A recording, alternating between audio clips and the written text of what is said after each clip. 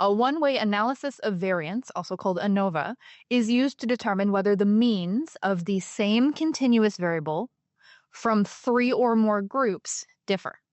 So you're going to look at the same variable. Maybe you're going to look at happiness. You're going to look at happiness across 3 different groups. Maybe it's participants in 3 different classes, but they're all going to be measured on the same variable.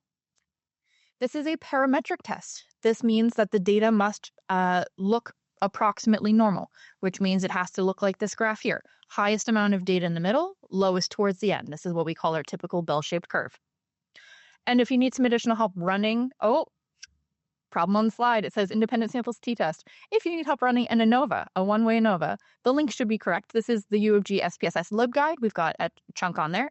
We've got the layered statistics guide to give some help. We did not write the layered statistics guide, but I think it's a really good resource, so I always tell people to look at it. And we also have some SPSS documentation. So this is literally by the people who design the SPSS software. They've got documentation to help you walk through how to do this. Let us begin. So when I say assumptions for one-way ANOVA, there are quite a few of them. We're going to cover all of these today. The first is that the dependent variable must be continuous. The second assumption is that the independent variable must be categorical and have 3 or more independent groups. The third is that the data must be independent. The fourth is that the dependent variable is approximately normally distributed for each independent variable group. So if you have 4 groups, you need to check normality for each of those 4 groups. The fifth is that you should have no significant outliers. And again, that is for each of those groups. And the sixth has a little star. It means we actually are going to check this one when we run the test. Our sixth assumption is homogeneity of variances. And we're going to talk about all of these on the next few slides. So let us begin. Our first assumption for one-way ANOVA is that the dependent variable we are using must be continuous. So this could be a happiness score, rate your happiness 0 to 100. This could be, I worked a lot with reaction times, maybe it's reaction time data, but your single dependent variable must be continuous. So here, if we look at fake data 1, we can look in this variable and say, does this look like a continuous variable? Here we have a range of values. We've got a bunch of decimals. So this one passes the assumption, our continuous dependent variable. The second assumption is that the independent variable you were using must be categorical, and they must be 3 or more independent groups. So we're going to pick on a new column this time. I don't think we've used this column yet so far in our workshop series. We're going to pick on the color column. So in this fake example, maybe you ask participants, what's your favorite color? The options are pink, blue, green, or orange. We have 4 different groups. And they're independent groups. Participants can only list one thing. So we've got a categorical independent variable, and they are independent groups because you can only pick one option per person. So we pass our second assumption.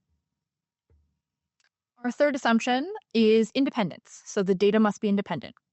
This one's a little tricky to check after the fact. Generally, we set this up before we run the study. So if you're doing a survey or an experiment, for example, you might make sure that each participant only answers the survey 1 time. That would be independent data. If you send out a survey and someone answers it 3 times and they have 3 rows in the data set, their answers are probably not independent of each other. So you might have failed this assumption. So it's tricky to check this assumption after the fact. But we can kind of look at the data and eyeball it. So for row 1, this participant identifies as male. They have data for fig data 1, 2, 3, and 4. They've got their favorite color listed and they've got their group listed. So it looks like this is potentially an independent data set because as you go through the rows, we've got different answers for everybody. Hard to tell after the fact, but it looks like this might have passed. It's a fake data set. We're going to say it passed today. The next 2 assumptions, normality and outliers. Each variable should be approximately normally distributed, and each group. So each group, if you have 4 groups, each of those 4 groups should be approximately normally distributed. And for each of those 4 groups, you should have no significant outliers in each. So we're going to click Analyze, Descriptive Statistics, Explore. We're going to check normality for that bell-shaped curve, and we're going to check for outliers, any points that are really far away from the rest of the data points at the same time. So we do this in the same dialog box. So again, we're going to click Analyze, Descriptive Statistics, Explore. Do that, it will open up the Explore dialog box. You're going to take your continuous dependent variable and put it where it says dependent list. So you take it from the left and you put it in the dependent list box. And your continuous dependent variable should have a little yellow ruler, which means you set the variable measure properly in variable view.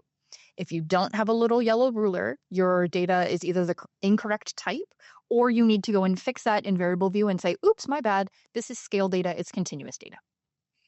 You also, from the left-hand side, will take your categorical independent variable and drop it where it says factor list, kind of in the middle of the box. So here we take the color column and we put it in factor list. If it's a categorical variable, it should either have 3 colored circles or those 3 colored bars to indicate ordinal or nominal data. Once you've done that, you want to click the plots button. This will open up the plots dialog box. There's a few options you want to pick here. You want to uncheck stem and leaf. We don't really do those much anymore. And check where it says histogram. You also want to click where it says normality plots with tests. The normality plots button is really important because this will give you statistics to be able to say whether you have passed or failed normality. Once you've done that, you click continue and you click OK. So move your options where they belong, click a few buttons in plots, and then you're ready to go. If you have clicked everything, you will get a fairly long output. There's a lot of information here.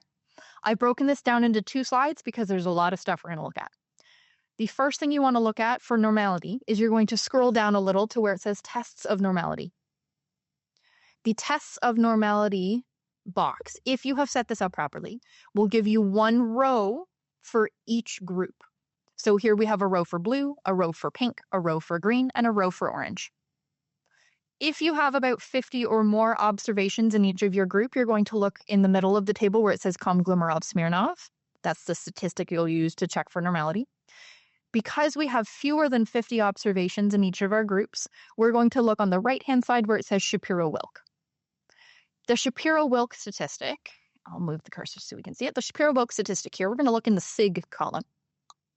If SIG is less than 0.05 for any of these groups, even just one, it means you have failed the assumption of normality and you cannot use the one-way ANOVA, or it would be inappropriate for you to use the one-way ANOVA because your data do not meet this assumption.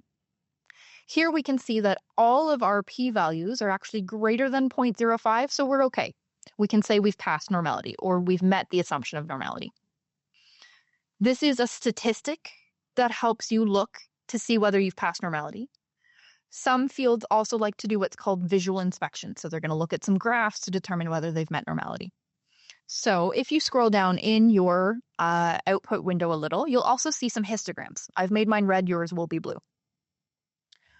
What we're looking for here is each of these graphs should approximate our standard bell-shaped curve. So highest data in the middle, lowest points at the end. So if we look, for example, at histogram for the color blue, it's not perfect. The right-hand side is a little high, but it roughly follows the right shape. If we look at histogram for color pink, this one's a little wonky as well, but it's not terrible. Histogram green, that one looks pretty good. Highest in the middle, lowest at the ends. And histogram orange, it's a little bit high on the left-hand side, a little bit low on the right. But if we do visual inspection of our histograms in conjunction with our p-value, our statistical test, we can say, no, I think we still pass normality. The graphs aren't perfect, but they're okay. They're good enough. If you scroll down just a little bit more in your output, you can also do visual inspection using what's called a QQ plot. So here you have a line going across your page, and you've got a bunch of dots. Yours will be blue. I made mine red. You're looking to see, do these data points fall on or pretty close to the line? If they fall really far away from the line or are pulling away from the line, it means you've probably failed normality. But here we can look at these and say, no, those data points look pretty close to the line for each of these. So when we use our statistic, our histogram, and our QQ plot, we can say, no, it looks good. I think we've passed normality. Excellent. In the same output as the normality check, we also have asked for some information on outliers. So this is how you check outliers. SPSS uses what's called the box plot method. So it makes you a box plot. It's got a median. It's got an interquartile range. It's got some whiskers on it. There are other ways to check for outliers. So in your field, it might be common to use something like the mean and standard deviation, or maybe you look at the histogram and just eyeball it and say if anything is really far away. But for SPSS, the easiest way to do this is to use the box plot. So if we look at the box plot, what we're looking for here is any data points really beyond those whiskers. If you have a circle with a number next to it, it means you have an outlier. and the number tells you which row of your data set is an outlier. If you have a star with a number next to it, so for example, in this output, we have a star with the number 30 in the green condition, that means that row number 30 in our data set is an extreme outlier, which is potentially problematic. We have to be cautious of outliers, and the reason this is one of the assumptions is if you have data points that are really far away from the rest of your data, they might actually skew your analysis, so it might look like you found something when really there's nothing. Or it might look like you didn't find something when maybe there should have been something. Hard to say. So in this case, it might be appropriate, depending on your field, to remove observation 30 because they have been identified as an extreme outlier. This varies a little bit field to field. For today's purposes, we will pretend we had no outliers and just keep going. But depending on your field, you might actually remove participant 30 before you do the analysis at all. Okay. This is your reminder, always check your assumptions. You don't know whether you've met the assumptions unless you actually check them. So in this case, you might think everything's fine, but if you check for outliers, for example, maybe you consider row 30 an outlier and you might have to do something about that. So reminder, always check your assumptions before you run your test. Let us continue. So we've checked our assumptions. If you have passed all assumptions, you can proceed to conducting the one-way ANOVA. How do you actually do this? You click Analyze, Compare Means and Proportions, one-way ANOVA. Here we're going to say we've passed all assumptions. Again, we might consider removing that one outlier. And we still need to check homogeneity. Because assumption 6, if you remember, I had a star next to it. I said assumption 6, we actually check when we run the test. So one-way ANOVA may or may not be appropriate.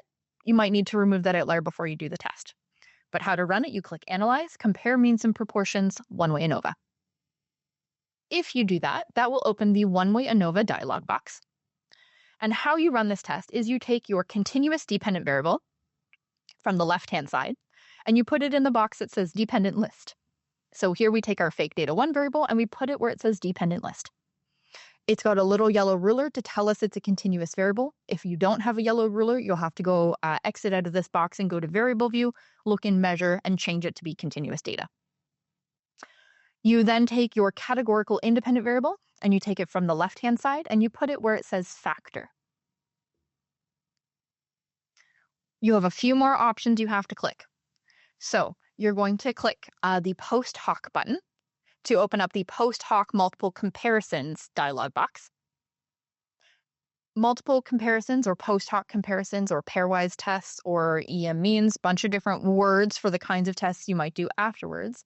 Here we're going to do a post hoc multiple comparison check. This will tell you what differences are statistically significant if you find something going on in your data set. We're going to click the options Bonferroni and Tukey. We're going to apply a correction. We'll talk about this a little bit more. We're also going to click where it says Games-Howell.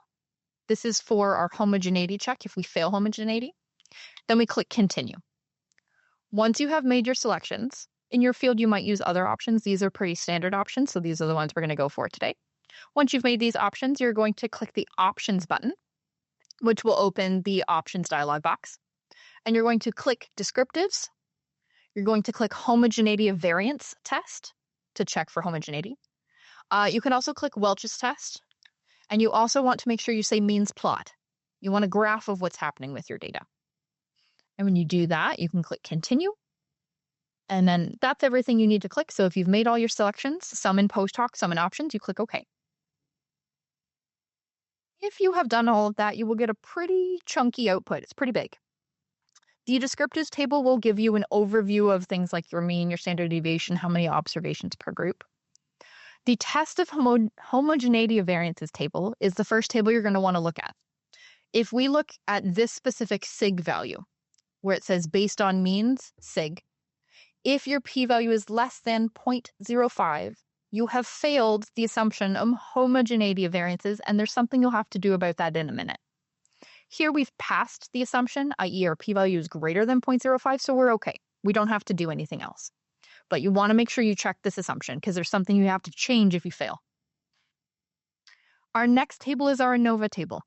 This is our table that actually tells us, is there a difference between our groups? In this case, we've got 4 colors. Is there a difference in fake data 1, depending whether you said you liked pink, green, orange, or blue best? We can tell this by looking in the sig column. If the p-value here is less than 0.05, it means you have found a statistically significant difference between your groups. Here our p-value is 0.923. This is quite a bit above 0.05. We can say we failed to find a difference. What does this actually look like? Well, if you have clicked all the buttons with me today, you probably have a graph that looks something like this. This is literally just a graph that shows you the means of your different groups. And you might look at this and be like, that's kind of weird that we didn't find anything because blue sure seems a lot higher than pink, green, or orange. Something looks like it's going on here. But I want to caution you to always look critically at your graphs. If I look at this graph and I look at my y-axis, so that vertical axis, it ranges from 86.9 to 87.4, which is not a very big difference. If I were to change the axis of my graph, so you can actually double click on it and change values like this if you want, I can change my graph. So for example, if I put it between 80 and 90, it suddenly looks like a pretty flat straight line. And it should be pretty obvious that maybe there's not actually differences between these different groups. We can't say there are no differences. We can say we failed to find a difference. But if you ever see a graph that doesn't match your stats, check the y-axis. We also have the ANOVA effect sizes table. Eta squared is your best effect size for an ANOVA. So we would look here. Our value is 0.018. It's saying, hey, that's a really, really tiny effect. So it makes sense then that we probably didn't find anything. I have a note here in the test of homogeneity of variance table. So this one here, if your p-value is less than 0.05, you'll want to interpret the Welch's test instead of what's in the ANOVA table.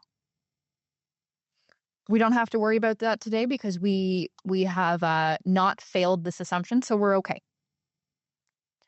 The one other trick with interpreting this, let's pretend, for example, that this was actually a real difference. The blue group was way higher than our other groups, and our p-value was, 0.0009 or something.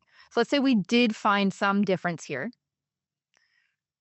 The p-value from the ANOVA, even if you have a graph, does not tell you where that difference is. You can guess. So I would probably guess let's say this is a lot higher than pink, green, and orange. The blue group is probably higher based on the graph, but you don't know for sure.